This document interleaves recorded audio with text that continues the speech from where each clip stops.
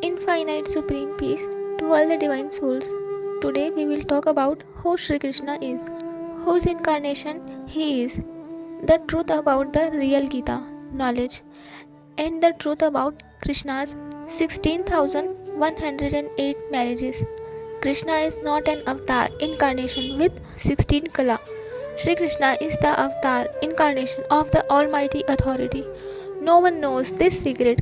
Everyone says Krishna is complete with 16 kala. 16 kala, nirvikar and ahimsak. Vikar refers to those evil or negative tendencies that lead to a person's moral decline, such as lust, anger, greed, attachments, delusion, desires, and envy. These are the vikar that divert the soul, meaning the pure consciousness within a human form, its spiritual path. And ahimsa means not causing pain to anyone through mind, speech, or action. So everyone calls Sri Krishna complete with 16 kala, unwavering and doubly non-violent, 16 kala, sampurn nirvikari and double ahimsak, meaning he has no imperfections. And they talk about Krishna's Leelai, childhood pastimes, describing the pastimes Leelai he had with the gopis in his childhood, and then later he built golden Dwarika and had 16,108 queens. It is not written anywhere that Krishna took 16,108 forms. It is said that wherever Narad went to the places of the queens, he saw Krishna there. Narad could reach anywhere in an instant. So, in every moment, wherever Narad went among the queens, he saw Krishna. With each queen, our Bapuji has told us that he saw with his divine vision that Krishna took 16,108 forms for each queen. There was a very powerful demon who had imprisoned 16,000 princes and mistreated them. Sri Krishna rescued these 16,000 princesses from the demon. But the princesses said, "This demon has imprisoned us and wronged us. Society will not accept us and we will commit suicide." So Sri Krishna manifested 16,000 forms from within himself and married those 16,000 princesses. In reality, Sri Krishna was not of 16 kala. 16 kala are just one universe. The creator of a solar system has the power of 1 kala. The creator of a galaxy has the power of 8 to 12 kala. The creator of a universe has the power of 16 to 20 kala. So 16 kala just represent one universe. Sri Krishna is an avatar incarnation of the Almighty Authority, possessing the power of Behad kala. Behad meaning without any limits, endless, infinite. Even infinite multiverses are endlessly infinite, and such great multiverses are also endlessly infinite. The world is so vast that it cannot even be imagined. The creator of a multiverse also has the power of 100 kala. There are infinite souls with 1 lakh kala, infinite souls with 1 crore kala, infinite souls with 1 billion kala, and infinite souls of trillions kala. This is the creation of the boundless, infinite, whose limits are infinite. Sri Krishna is an incarnation of the Lord of the worlds with infinite, boundless, behad ki kala, infinite of infinite power. And in that world there are no elements anywhere. It is not a world of gross elements. It is a world of supreme elements and supreme light. There is no mortal world anywhere. It is an immortal world, an immortal realm. In our 100 kala multiverse, the smallest unit is a solar system of 1 kala, and even within that there are planets like Earth at the very bottom, which are mortal worlds. This means that the bodies in which souls reside here experience death and continuous cycles of birth and death. In the boundless world, Behad ki kala ka Brahmand, infinite powers of world above, there is nothing like this. In this multiverse, wherever there are solar systems, there are mortal worlds. In every solar system, there is a gross world, physical world, a subtle world, a causal world, a great causal world, and an incorporeal world, formless. Why did Krishna, the Almighty Authority, come to our Brahmand, a solar system. Many people consider Krishna to be an incarnation of Vishnu, but Krishna is not an incarnation of Vishnu. Vishnu resides in the causal world of a small solar system and sustains that solar system. Many people consider Sri Krishna to be an incarnation of Parabrahma Shiva.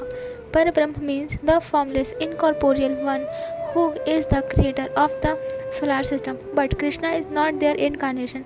This is just a world of one Kala, the solar system. Sri Krishna is not Shiva, Mahashiva or Paramahashiva.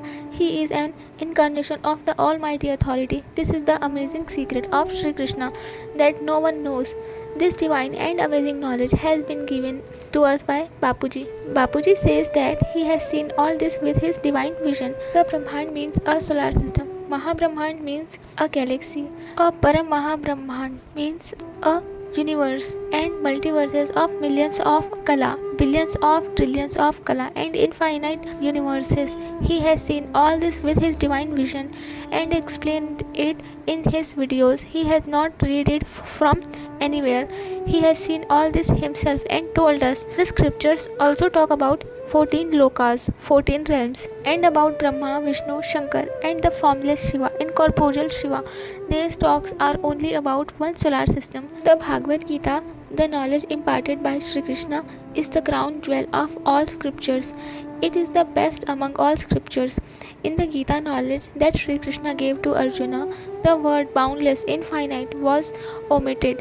Ved Vyas Muni, the one who wrote the Gita knowledge, who was an incarnation of Vishnu, saw Krishna giving the Gita knowledge with his divine vision and recorded it in his mind. Then, when he sat down to write, after recording it, he could not understand much and he had it written by Sri Ganesha.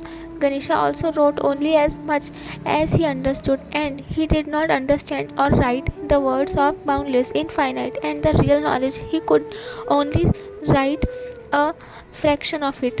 In our Vedas and scriptures, there were also words about Anant Brahmand. Anant Koti Brahmand means infinite solar systems. Talks about partial dissolution, Kalpa dissolution, and Mahakalpa dissolution. There was also a description of the formless incorporeal Shiva and the formless Mahashiva, incorporeal Mahashiva. Mahashiva becoming a Mahakal encompasses infinite Brahmands, solar systems within his every pore, which science today calls a black hole. This was also in the scriptures. There were also talks about time, space, and speed, and there is a description of the 7 upper realms, but it is only the story of one Brahmand, one solar system. The stories of the 7 realms, Brahmapuri, Vishnupuri, Shivpuri, and Paramdham, the supreme abode, are there. Below are the 7 realms, nether worlds or hells, and below them are the stories of 55 crore hells. But these are only the stories of one solar system. We need to remember the original form of the being Krishna is an incarnation of an incarnation is physical, but we need to know the original form. The Almighty Authority resides in the highest of the high abodes. The highest of the highest abode. The Almighty Authority watches the entire boundless infinite worlds from its supreme abode. They saw a black dot. What is this black dot? The great multiverses and infinite universes above are made of supreme elements and supreme light. In our 100 Kala multiverse, due to the depletion of supreme light and supreme elements, darkness or blackness came into existence, and in the lowest gross worlds like earth, solid elements like water and earth element were also formed. So the Almighty Authority saw, what is this black dot? There is nothing like this above. Then the Almighty Authority requested a report under which creators does this multiverse fall. They kept requesting reports for all the great universes, multiple galaxies and solar systems within this multiverse. A mortal world has been formed here. It has fallen quite low. The amount of supreme elements has depleted to almost nothing, and other elements have formed.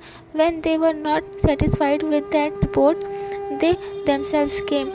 They came changing from formless to subtle and observed through their subtle form.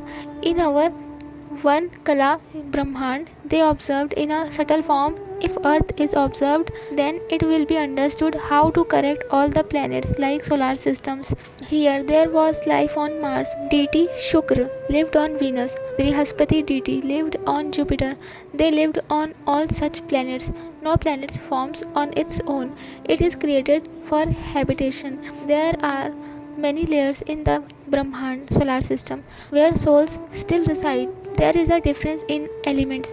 There are also subtle elements. Human eyes and gross instruments have a limit to what they can see. Beyond that limit, they cannot see. Krishna came to change the world, but he couldn't. He didn't want the Mahabharata war to happen, yet he had to make it happen. The souls who died in the Mahabharata became ghosts and suffered greatly. After the Mahabharata, the condition of the world is very bad. Worst, imagine how many people died. 18 Akshwani Sena or army. Then the decision of liberation, Mukti, and liberation in life, Jivan Mukti, was also taken.